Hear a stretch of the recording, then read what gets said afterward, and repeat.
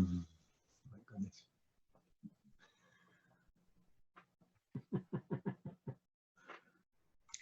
Hello, everybody. Welcome to our book launch for Sungwoo's Skin Deep. Thank you for joining us. A couple of really quick Zoom rules if you're not familiar with Zoom, which I imagine most of you are. Please place yourself on mute and don't take yourself off mute if you can avoid that. If you have any questions, which we hope you can keep questions coming during the whole time, please add them in chat. Chat is at the bottom of your screen, again, if you're not familiar with Zoom. And we'll do questions in a little bit. And just as a reminder to people, we are recording this. So we're going to start with having Sung read from the first 6 chapters of Skin Deep, and then we'll go into questions. I wanted to introduce you all to Sung. We're very excited. This is Odyssey Bookstore's very first author event and book launch. So thank you so much for joining us. And we're very excited that Sung chose us to be his book launch party destination. Sungwoo's short stories and essays have appeared in the New York Times, Pen Guernica, and Vox. He's written 3 novels, Skin Deep, Love, Love, and Everything Asian, which won the 2010 Asian Pacific American Librarians Association Literature Award. A graduate of Cornell University with an MFA from New York University, he lives in Washington, New Jersey. Sung also shared with me some fun Ithaca facts, if you're also a local, that he did not actually visit Ithaca Falls or Taughannock until 2014, 20 years after graduating. Not sure how he managed that.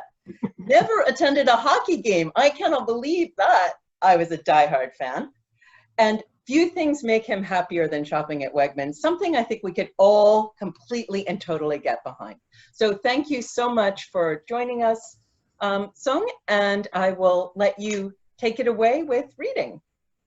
Great. Well, thank you so much, Laura. I really appreciate all of the support that you've provided here. It's great to see a bookstore, even if it's on the screen. I haven't been to one in a while. Thank you to everyone who's here. I was telling Laura earlier that this is the most I've ever had anyone attend any of my readings. So I'm very, very grateful. I guess the other interesting thing about doing this this way is that earlier today, my wife and I painted our shed. So I don't think I would have been able to do that and do this at this on the same day if I were actually traveling. And the funny thing is, so we painted the shed red. It was cottage red was the color. But now I think I'll call it Skin Deep Red because it's the exact same color. So there we go. So I'm going to read 6 chapters of this book, which may seem like a lot, but it's not. This book, let me see, I've lost count because it's been a while and there's a lot. This book has 85 chapters, so 6 is not very much. It's 15 pages, and it should hopefully be somewhat entertaining. So I'm going to drink of water and I'll start reading. Okay. 1.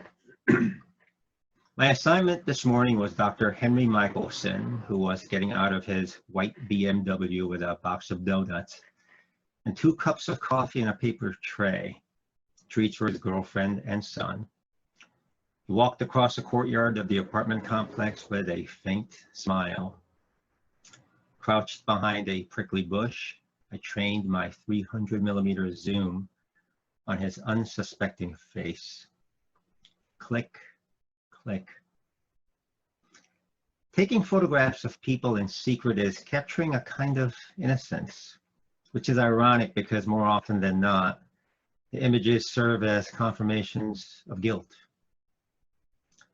As Michelson disappeared through the building's entrance, I caught a whiff of eggs and bacon. My stomach growled. Surveillance makes the tummy grow fonder. For food, that is. I slipped the camera into my backpack and made my way to the shiny diner on the corner. Autumn chill had firmly descended here in upstate New York. It's that time of the year when I feel like I'm either wearing too many layers or not enough. No in between. Today I was a wool scarf away from being comfortable. On the weekends he had his son. Michelson wasn't supposed to have overnight female company, yet here he was, thinking he was being smart by hiding out at his girlfriend's apartment instead. Michelson might lose custody of his boy, and I felt bad about that. In the 3 days Ed and I had been casing him, he took good care of his son, taking him to the movies, the park, the mall. But he wasn't paying us. His pissed off ex-wife was. A bell on a string rang when I opened the door of the Ithaca diner. A rush of warm air and the buzz of eaters greeted me. I had passed by this place a few times since their grand opening last month, but hadn't had the occasion to stop in. Didn't look all that different from its former incarnation. Time to eat diner. Like before, a gigantic round clock behind the counter grinned at me with oversized googly eyes. The new owner didn't want to spend money to redecorate, so they kept the same temporal theme. "Just you, miss?" the host asked. He was fat and jolly and was wearing a pretty obvious hairpiece that made his head resemble a Brazilian nut. "Just me," I said. He led me to a cozy two-seater booth by the windows. The faux leather upholstery was cracked along the edges and taped at one corner with black duct tape, but it was still cushy and comfortable. Coffee, 2 eggs over easy, rye toast, home fries. If I could eat breakfast every meal, I would. I cleaned my plate before the waitress had a chance to refill my cup. "Hungry, were we?" she said. "Very," I said, and handed her my credit card. She took it and was about to step away, but stopped. "C.O. Han?" she asked, reading my name off the card. "That's what it looks like, but actually sounds like Siobhan. It's Irish. Like your last name, O'Brien," the waitress said. "You're Irish?" "Why wouldn't I be?" I asked. Waitress laughed. "I'll be back with your receipt, lassie." 2. Nestled in the valley between the Catskill Mountains, the city of Athena is a picture of fall perfection from the second week in October until Election Day. Some people prefer the flowers of spring, full of promise and warmth, but I've always been attracted to the quiet fires of fall, the final burst of color before winter. On Buffalo Street, a bearded crooner buzzed by the water fountain. I threw $5 into his guitar case and clapped when he finished his song about getting stung by a bee. Bee, bee, why, why? At the end of the block, I entered the white brick building and rode the elevator to the 3rd floor. I was already excited for my client to come in later in the week and surprise my boss, Ed, with a fresh coat of paint on the door of our office. Ed was not a fan of surprises, but I figured this was not a bad one since I didn't plan on changing the color or anything. It was a heavy wooden door with a large translucent square window, the name of the firm stenciled on the glass, Ed Baker Investigative Agency. The door was painted black with dark gold trim, a reassuring combination of professionalism and class. Friday was my 2nd anniversary. Ed probably didn't even remember or care if he did, but I wanted to express my gratitude instead of hiring someone with more experience, any truth be told.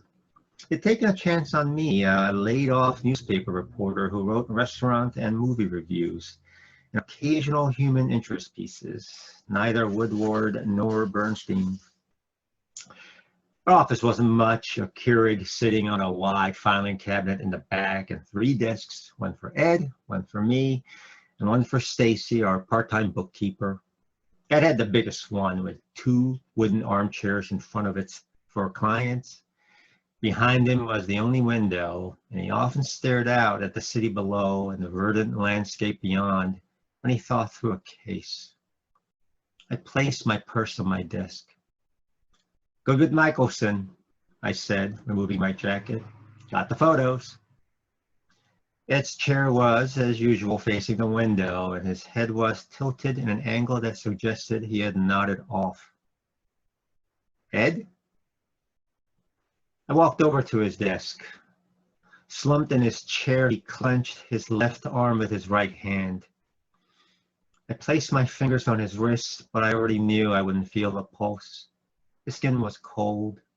The expression that remained frozen on his face was somewhere between a grimace and a smile, but only for the next 36 hours. Everyone knows about rigor mortis, but few realize that the body goes slack a day or so later. The way Ed grabbed his arm suggested heart attack. He was on medication for high blood pressure and for type 2 diabetes, too. He was not the healthiest person I knew. Few crumbs of his half-eaten glazed donut were embedded in his mustache, so I brushed them off. Now that my assessment of the scene was complete, I stood next to him with my hand on his shoulder. I saw what he saw last, the bronze beauty of the mountains in the distance, and I wept. 3. One of the more popular stories I'd written when I used to be a journalist with the Athena Times was a profile of the funeral home in town. And in the week I spent with the Lesters, I saw a dozen bodies rolled into the basement and sat through 3 services. I witnessed cremation, embalming, and of course the preparation for an open casket viewing, which meant dressing the body and applying makeup. You'd be surprised at the amount of primping the men receive. In many cases, it's more than women because women tend to take better care of themselves and look fairly fabulous, even dead. They'd done a nice job with Ed, even shaped his unruly eyebrows. In the black suit and red tie, surrounded by folds of white silk, he looked at peace. I'd never seen Ed in any kind of formal wear, as his dress code for work was a button-down shirt and a pair of faded jeans. So it was odd to see him so prim and proper. It's almost like it wasn't him at all, but of course it was. The Lester family owned both Athena Funeral Home and Athena Ambulance Service. The oldest joke in town was that maybe they took their time to get to an emergency, so both of their businesses would benefit. I must have heard that joke a dozen times during my visits for my newspaper piece, and yet each and every time, Gwen Lester smiled, shrugged, and said, "We are here to serve the citizens of Athena during their greatest times of need." I was glad she was taking care of Ed, because there was no one else. Ed had a brother in Akron, but he was blind and couldn't be convinced to travel for the funeral. That was it for his family. His parents were long gone, and so were an uncle and an aunt, and he had never married. Including me, only 6 people attended Ed's service. I knew them all, as 3 were recent clients, and the other 2 were Keeler, an Athena cop who sometimes helped us with our cases, and our bookkeeper, Stacy. "I kept telling him to stop eating those Cinnabons for breakfast," Stacy said. "But they're so good," I said, and that got her to do a half chuckle, half cry. "Gonna miss the big guy," Keeler said. "I miss him already," I said. The service took less than 15 minutes, and that was including me going up to the podium and muttering a few words of remembrance. I hadn't prepared anything, just said the usual things. Fine man, a great boss, etc. I'd only known him for a couple of years, but I had spent more time with him than anyone else in this room, probably combined. And arriving at that fact made me sadder than anything. Stacy, Keeler, and I went out for drinks afterwards, but my mind drifted after a couple of rum and cokes. What the hell was I going to do now? I spent a couple of years as an apprentice to a private detective. Just got my license. The guy at the bureau had let me take the exam early thanks to a favor he owed Ed. But there was so much to this business that I knew nothing about. I could find another job at another agency, but which?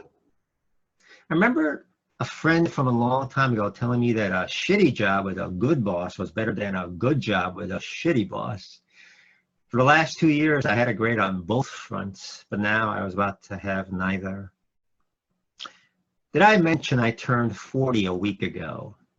I don't care what they say, 40 is not the new 30. 40 is 2 drinks maximum, a bulky knee, and lower back pain. 4. When I arrived at the office next morning, a man in a suit was waiting outside the door. Robert Schaefer. He handed me his card. I was Ed's attorney. My condolences. He took a seat in one of the client chairs, so I sat behind Ed's desk. It was weird to see the office from this vantage point. My eyes kept drifting to my own empty desk. It was just enormous, one of these steel jobs from the 50s. It had probably taken a team of weightlifters to move it in. Miss O'Brien, Schaefer said. Did you hear what I said? I apologized. Schaefer said he understood my distractedness, but that didn't temper his impatience. He now spoke louder and slower than necessary, making me feel slightly stupid. Ed left the firm to you. Not you specifically, but to whomever was his partner, or if not a partner, then an assistant. You qualify as the latter. I own this agency? Yes, but I'm afraid it isn't much of an inheritance. The only asset Ed had was his car, worth about $4,000 at book value. There are presently no sizable debts, so the business is not leveraged in any way, but there isn't much left in the operating bank account. Looking at the average rate of outflows, there's enough for the agency to run for 3 months if there was no new business coming in. I brought some paperwork with me, but please don't sign anything now. Hire your own lawyer and have them review it. I didn't know what to say. Just been 3 days since Ed's passing, and this was the last thing I expected. Schaefer must have noticed my bewildered expression because his voice softened a notch. You can also close up and liquidate. I estimate you may net somewhere around $20,000. Be like a severance. I nodded. Schaefer rose, shook my hand, handed me a paper-clipped sheaf of papers, left. I turned around and stared out the window. It was an overcast day, everything muted and gray. The phone rang. By reflex, I answered it like I always did. Ed Baker, Investigative Agency, Siobhan and Brian speaking. Kim Shibo? The voice asked. It took me a second to realize that the caller was not announcing her name, but my own. 5. I can't say exactly when I realized my parents were not related to me by blood. As strange as this may sound, it was a gradual realization rather than a sudden epiphany. People have trouble believing me when they meet my freckle-faced, red-headed Irish father and my blonde, 6-foot Nordic mother. Did I ever look into a mirror? They ask. I certainly had. I was a beanpole Asian girl with thick, straight black hair. Let's say the heavens parted and Jesus came surfing down a cascade of cumulus clouds. That'd be surprising, right? My eyes would be wide open, but they would still be narrower than the calm pair of blue glow dishes my mom has in her sockets. But truth is truth. They were Dad and Mom, and I had no reason to think differently until other people's questions forced me to think. Like the time I got lost in the mall and the security guard wouldn't turn me over to my parents because she was convinced they were kooky kidnappers. Or the old lady at the grocery store who refused to believe me when I told her I was an American. Yeah, but where are you really from? Was the question people eventually asked, and I did not have an answer. Adolescent years are difficult for everyone, but they were especially hard for me. The prime objective of a teenager is to be like everyone else, and I had been like no one else. There were just a handful of Asian kids in my upstate New York hometown of Lisle, and of course they all had parents who looked like them. The technical name for a person in my situation was transracial adoptee, but I was what I felt, a freak. When I turned 15, my parents sent me to St. Paul, Minnesota for 2 weeks. My mother had grown up across the river in in Minneapolis, so she knew there was a large population of Korean adoptees in a camp where kids like me got together and learned about their heritage. Since I was a hormonal, bratty teenager, I didn't want to go, and I thought the whole thing was stupid, a waste of time, and most likely completely lame. But as soon as I got there, I started a journey to find myself. At Camp Uram, I learned the Korean alphabet. I sang arirang with my new friends and made kimchi. My fingers stayed red for a day. For the first time in an auditorium packed with Korean adoptees, I didn't feel alone. I went for 3 more years, and after college, I flew to South Korea to visit the motherland. Motherland, literally the land of my birth mother, whom the adoption agency was able to track down after 6 months of searching.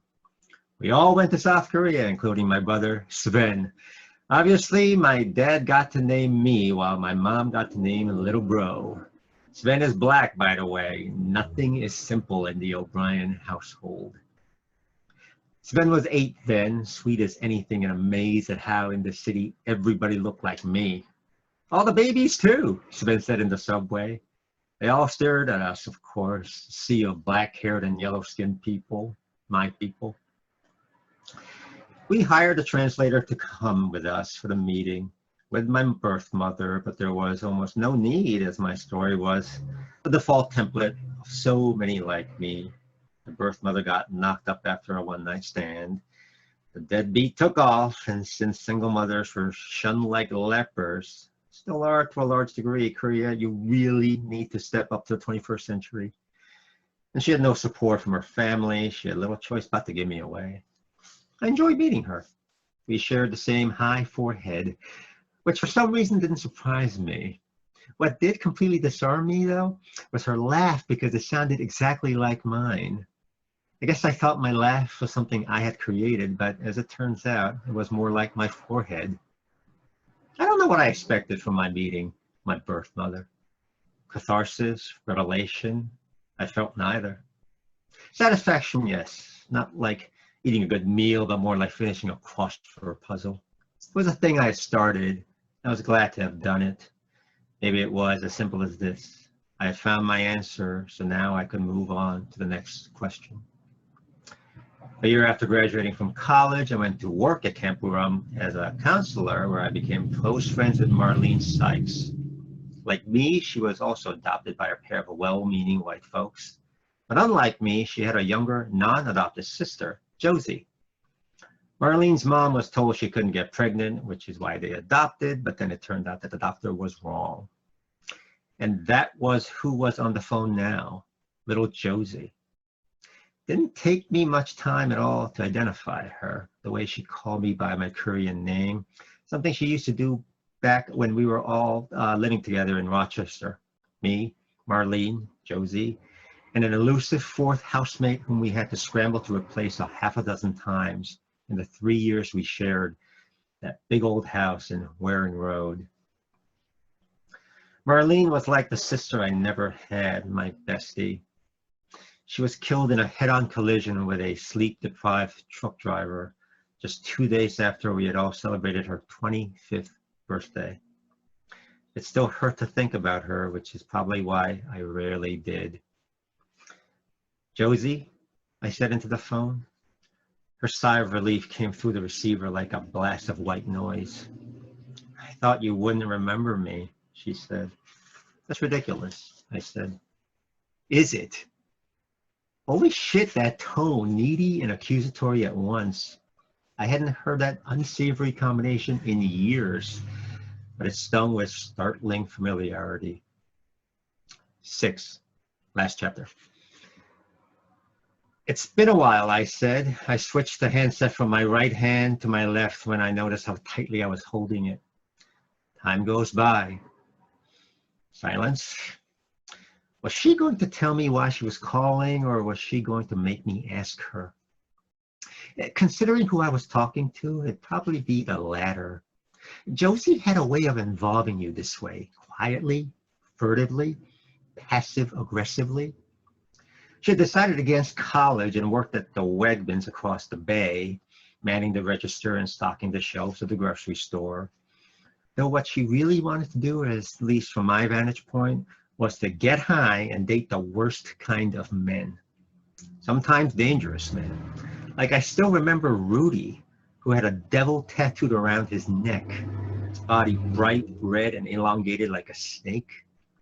One time Marlene and I had to restrain him, literally throw our bodies on top of him because he and Josie had taken mushrooms and his trip was not working out. I doubt I will ever be able to forget Josie's crazy cackles while her sister and I struggled to keep Rudy pinned on the floor. In that old house we shared back in Rochester, you remember the lock breaking on the downstairs closet? She asked. This was a strange tack, but I figured I'd go with it. Not really. Must have been from the 1800s. You took it off the door, and we all took turns holding it. It was so heavy, made out of cast iron. We figured out that the spring was broken, but no locksmith around town had the right part. You drove that lock all the way to Buffalo. In the 3 years we lived together, I never saw you give up on anything. You never stopped watching a movie, no matter how bad it was. I once saw you make the same cake recipe 7 times in a row because you wanted to get it right. You never broke up with a guy. The guy had to break up with you. Either you're paying me a compliment or telling me I have a mental disorder. I'm outside your building right now, Josie said, in the lobby. I was about to ask, all the way from Rochester? But that was stupid because who knew where she was living nowadays? I'll be down, I said. 4 years my junior, I remember Josie being kind of trampy looking, never leaving the house without some serious red lipstick and her long bleach blonde hair in a wild, sexy wave. I guess it was foolish of me to expect her to look the same because she did not. Her attire was all business, a dark blue jacket and skirt outfit that gave off a lawyer-like vibe. Her shoulder-length blonde hair curled inward in a way that only hairstylists have been able to do on mine. She'd gotten heavier around the middle, but then again, so had I. As soon as I stepped off the elevator, I shake her hand, but I hadn't counted on her coming towards me to give me a hug. So her belly ran into my hand. I kind of stiff-armed her like a running back fending off a tackler. Whoops, I said. An awkward gesture fortuitously became an impromptu icebreaker. She smiled, I smiled, and now we hugged for real. We moved away from the elevator and stood next to the wall of mailboxes. You look so much the same, Josie said. You look not the same, but in all the right ways. I was just a girl when you knew me. That's true. It's not who I am now. Almost defiant the way she said this. What are you doing here? I just started my new job at Lenrock as a marketing associate. That was Lenrock University, whose sprawling campus was within walking distance of where I lived. Congrats, but I figured you didn't drop by just to tell me that. My daughter, Josie said. I don't know where she is. That's it. Thank you so much. That was wonderful. I loved it. I've read the book already, but I was riveted listening to what happens. So I've got a few questions for Sung, but I hope that people will join in and add to the chat while we're chatting. So I'll start with that I had read that you started this book back in 1993, which was just a few years ago. Why did it take you so long to finish? Yeah, it took me a very long time, right? I guess the excuses, I guess I have to line them up. Like I got married, I did write 2 books in the meantime, so I did do things in between. But yeah, it took me a long time. This is something that's been on my mind for a very long time. I started writing this book during my junior year in college, and it was, let's see, it actually then moved over to my senior year, where I had a year-long workshop with like, yeah, it was different instructors. But the point of the class, this is English 480 and 481, was to create like a sustained work of fiction. So thinking I could possibly attempt this, this is what I started writing. And of course, that book was not what this turned out to be. Some of the things were the same though, like there's a very powerful, rich Asian billionaire, and there is an issue with race to some degree. That my protagonist then was a guy, and he was like of mixed heritage, and there was some kind of internal conflict that he had with that. But you know, it's like one of those things where when I got into the MFA program at NYU, it's very hard to write like a genre book in an MFA class. It's not that I would say it's frowned upon, but more than anything, you just don't have other people doing it. So you're pretty much alone if you try to attempt to do this. And the MFA program is really for writing literary novels, and the instructors are professors. And you know, Robert B. Parker is not a professor, or was. So you just don't get the instruction either.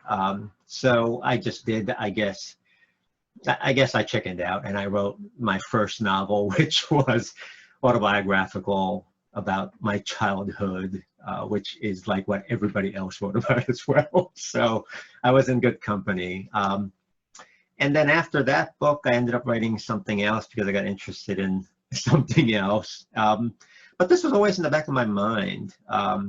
And it was just a matter of sitting down and doing it. But the reason why I chose a transracial adoptee as my heroine is because I ran into a group of Korean adoptees in San Francisco back in 2009 when I was out there for my first book.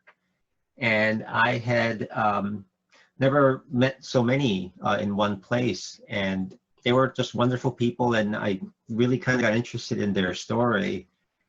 So then at some point, things just kind of come together. I wish I could say there was a definitive moment when it all came together and it was like, you know, a flash of lightning or something, or a bolt of lightning, but it never is for me. And it doesn't, it's, writing anything is always like hard. It's akin to pulling teeth. So yeah, it was not, it's never a straightforward way of doing anything. So yeah, I don't know if I actually answered the question. I may have just said it over and over again, which I may do in the future too. I'll just say that I read an article once that the key to procrastinating is to do it efficiently. And I think by procrastinating this book, by writing to others, you did a great job of productively procrastinating this book. So you brought this up, so I'll bring it up too. You're Korean American, but you're neither a woman nor a transracial adoptee. How did you prepare to write from such a very different perspective? The adoptee portion, I did research. After meeting those wonderful people in San Francisco, and in preparation for this novel, there's a movie called Adopted. I think that's actually the title of it, and it's about transracial adoptees, and it features like I think it was a Korean woman, a young woman, and her difficulty with coming to grips with this conflict that she has, because, you know, just like the way I described it in the book, is you look at yourself and, you know, in the mirror, and you don't look like your parents, and this has got to be something that's really weird that you just have to kind of somehow find a solution to in your own mind, whether it be finding your heritage or whatever it may be. So that movie was quite, it's a documentary. It was quite informative. And then I just did a whole bunch of primary source first person adoptee essays that I found on the internet. I have all the bookmarks somewhere, but I just did a whole lot of reading of that kind. So that was how I prepared for that portion. And I'd be the first to tell you that it is an incomplete job. There is no way I can ever even pretend to be what these people are. All I know is like my own life, which is complicated as it is. But so that I guess it's like almost like a disclaimer that I'm saying. But the second part of being a woman, that I have an easier time with because I grew up with women. I grew up with two older sisters and my mother. Whoops. I didn't get to my father until we came here as a family in 1981 when I was 10. Even though I believe I did obviously meet him because not obviously, but he left like around 73, 74. I think I was born in 71. So, I mean, I find this always really amazing when people say like, I remember when I was in the crib, and like I have hardly any memories like of even Korea now. Like I have shed just about everything. I don't think I have a very good memory. So I'm really actually jealous of these people who have memories of them as babies. It would be really cool to have some of that. So I did not have a male in my life as any kind of figure. So because I think I was brought up by women, I've always been very comfortable being with women. So it's not so hard for me to maybe envision myself as a woman. Although I would also have to disclaim, I have absolutely no idea what it's like to be a woman, obviously. So there is that as well. But I try. I have tried. Yeah. That's all any of us can do. So one of the people joining us, Sally, has asked a question that's similar to that, or lead on anyway. Did you have to do much research for this book in the detective area or any other area?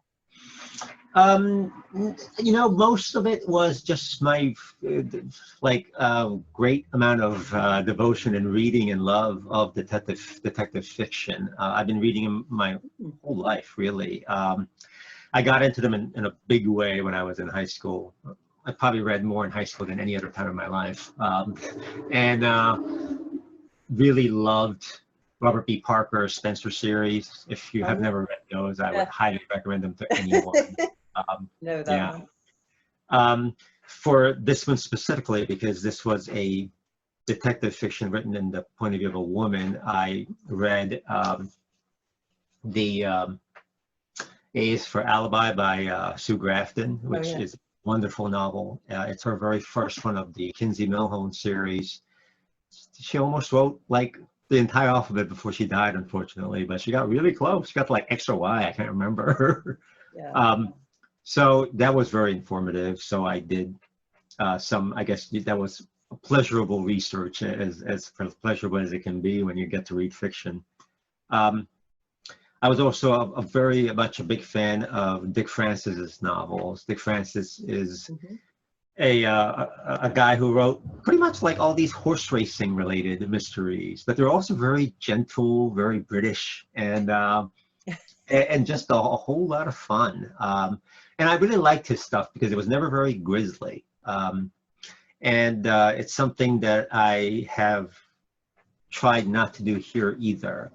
This one gets close. I think this is, traditionally speaking, mysteries where it's not noir, not very hard-boiled, and there isn't like, a detective drinking lots of whiskey and getting beat up by henchmen.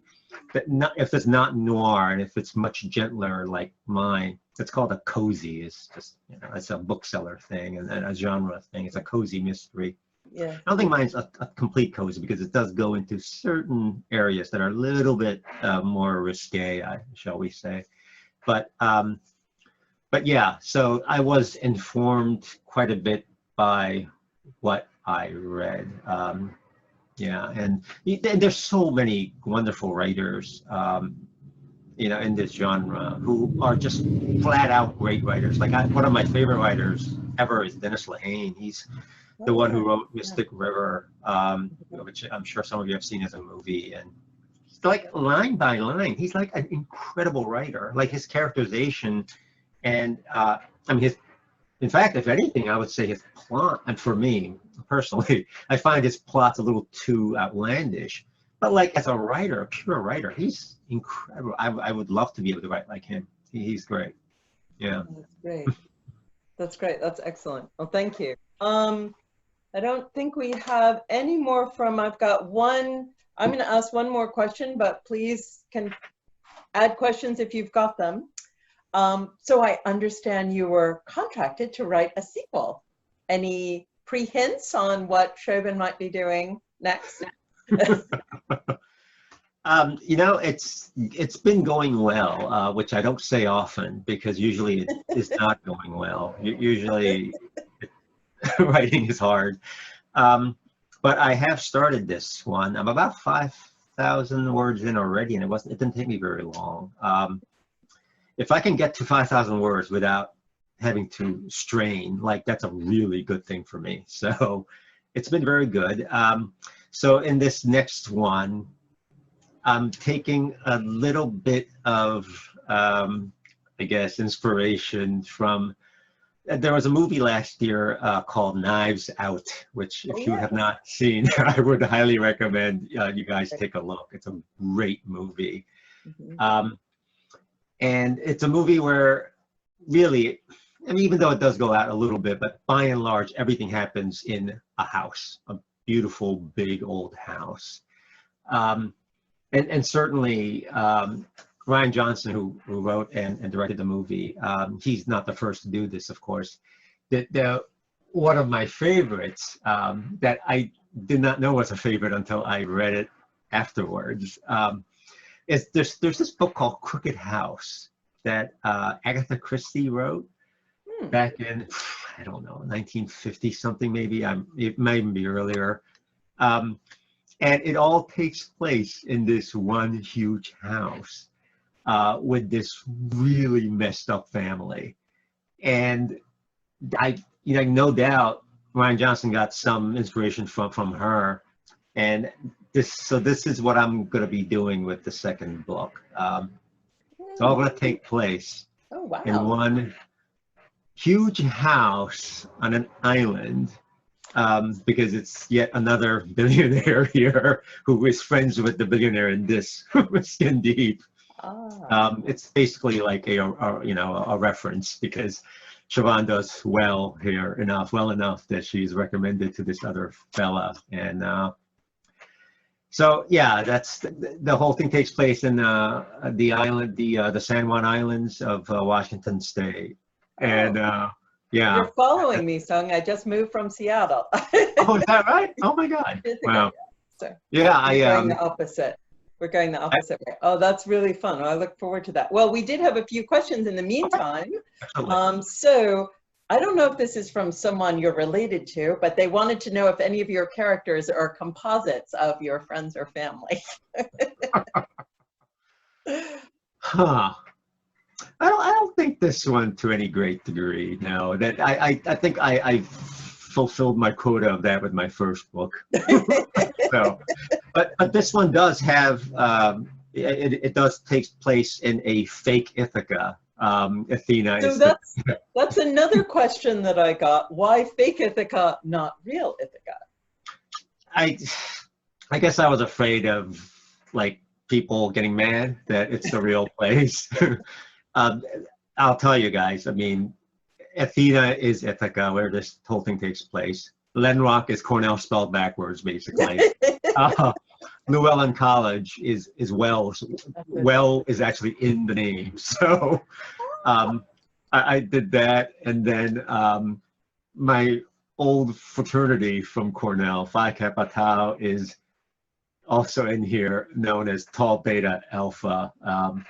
And that's another story of myself and a wonderful brother in the house We wrote a play years and years ago, and it was a play called Fraternity, and we couldn't decide on the name of the fraternity, so we picked Tau Beta Alpha because it's TBA, as in to be announced. Oh. And it stuck, and that's why it's called Tau Beta Alpha in this book.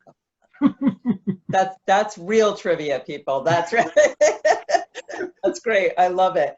So two people asked questions about the process around writing a mystery. They wanted to know, do you know how it's going to sort of resolve itself when you start? Do you have a sense of how the whole plot will play out when you begin the book?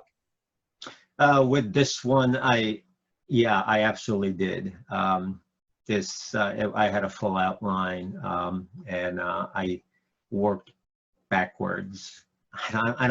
I believe Robert B. Parker said he was writing them like in a continuous line, like without having to do too much of anything. But he's a genius. I'm not, and I can't imagine being able to write a mystery that way. That really, I think it just means some people have the capacity to write in their brains ahead of time, and they can just kind of put it out there. I would get stuck in 20 places, and like, I don't even know how you would do any kind of twists or anything. They must just know how to do those in their heads. I certainly do not. Yeah, I had the whole thing planned out. Maybe by the 5th or 6th in the series, or by 26 if you make it all the way, like Grafton. Okay. So do you think plotting, and maybe you just sort of answered this, do you think plotting is easier or harder in a mystery than a literary novel?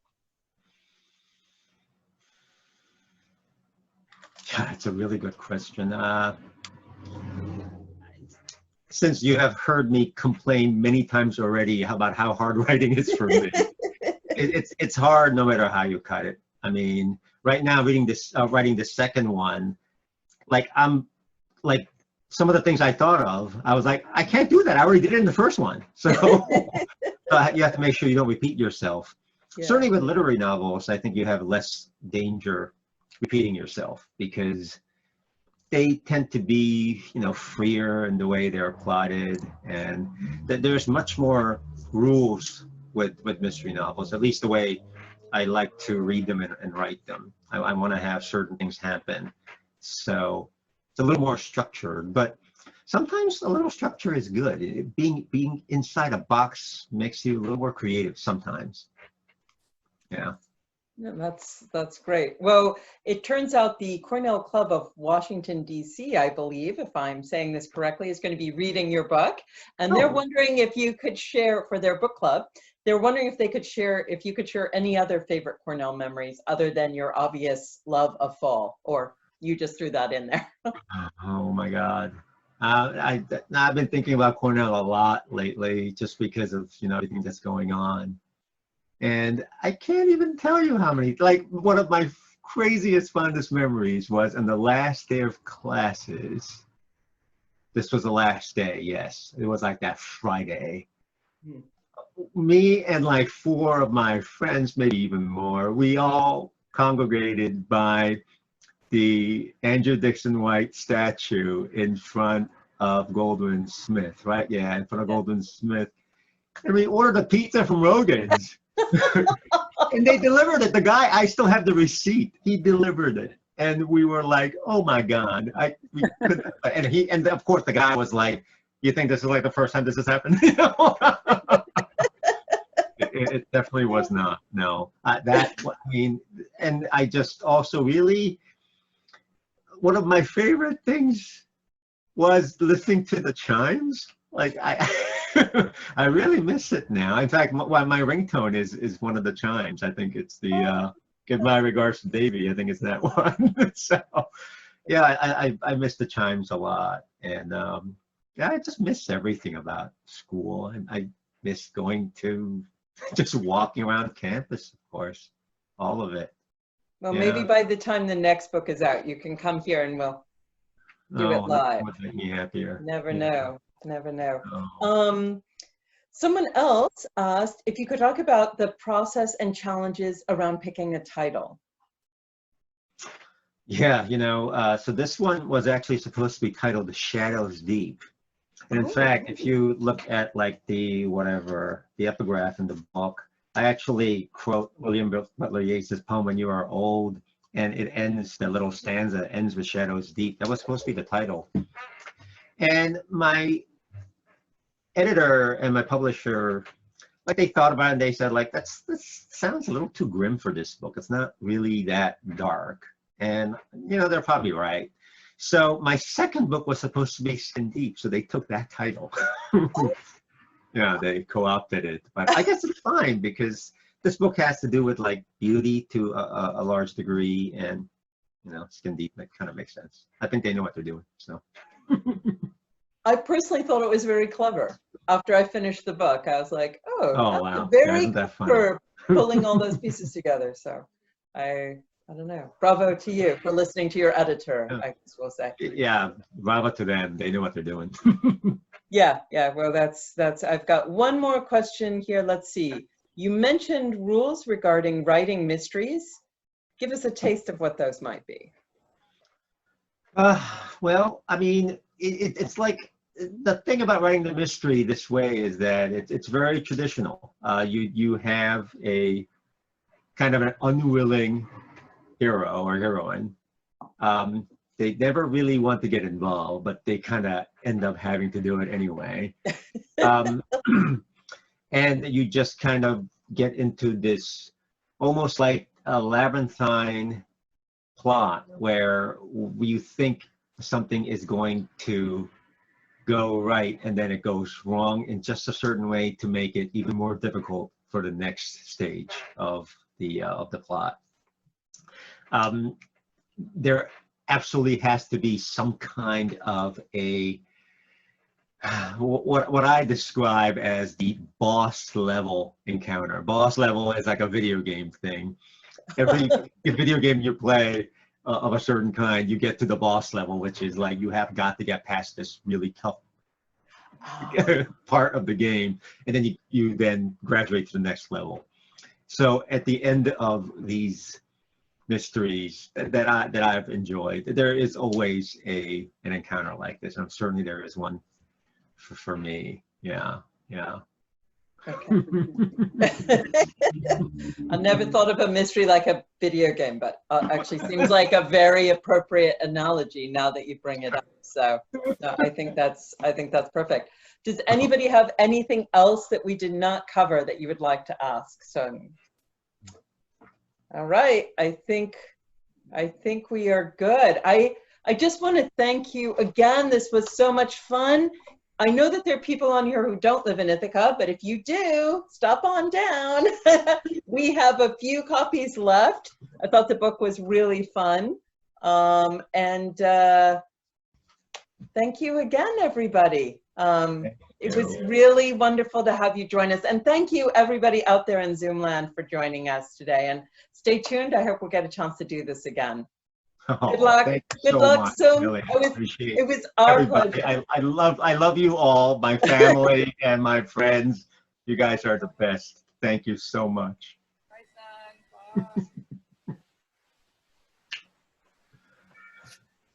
Bye.